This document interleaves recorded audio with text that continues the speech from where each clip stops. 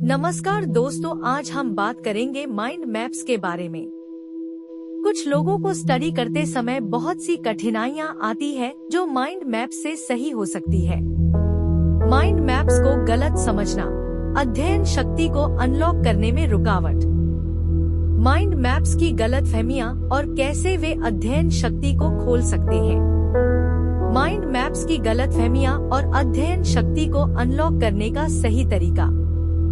एक आम गलतफहमियां, मिस्टेक्स बटा मिसअंडरस्टैंडिंग। सोचना कि माइंड मैप सिर्फ कला है। कुछ लोग सोचते हैं कि माइंड मैप सिर्फ डिजाइन या आर्ट है, जबकि यह एक गहरा सोचने का तरीका है।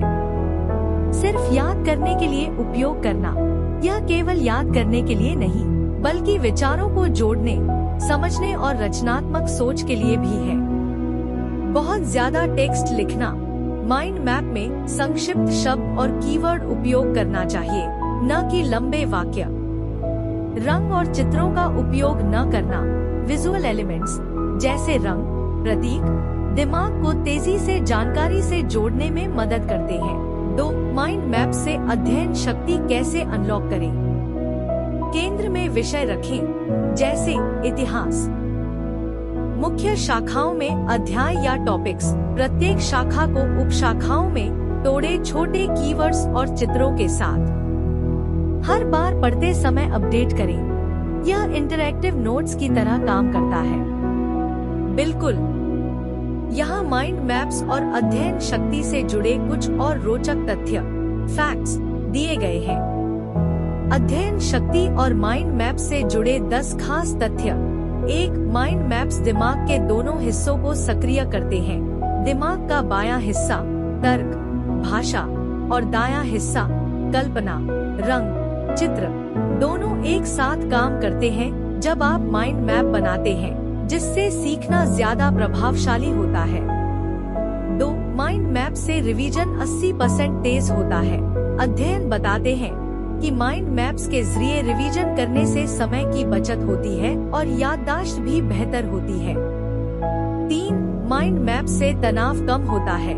रिवीजन के समय भारी भरकम नोट्स की जगह माइंड मैप्स दिमाग को हल्का महसूस कराते हैं, जिससे एग्जाम स्ट्रेस कम होता है। 4. माइंड मैप्स क्रिएटिविटी बढ़ाते हैं। जब छात्र रंगों, प्रतीकों और रचनात्मक डिजाइन का उपयोग करते हैं, तो वे विषय को सिर्फ याद नहीं करते बल्कि समझते हैं। 5. माइंड मैप्स हर विषय में उपयोगी है, चाहे विज्ञान हो, गणित, इतिहास या भाषा। माइंड मैप्स हर विषय में काम आते हैं। उदाहरण, गणित, सूत्र और उनके उपयोग। विज्ञान, एक प्रक्रिया जैसे फोटोसिंथेसिस। इतिहास, किसी घटना की टाइमलाइन।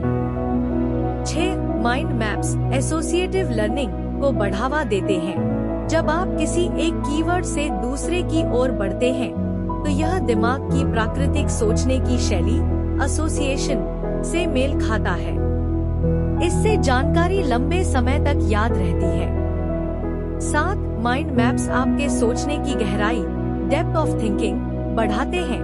आप केवल जानकारी याद नहीं रखते, बल्कि उसमें नए संबंध खोजते हैं, यानी विश्लेषणात्मक सोच बढ़ती है।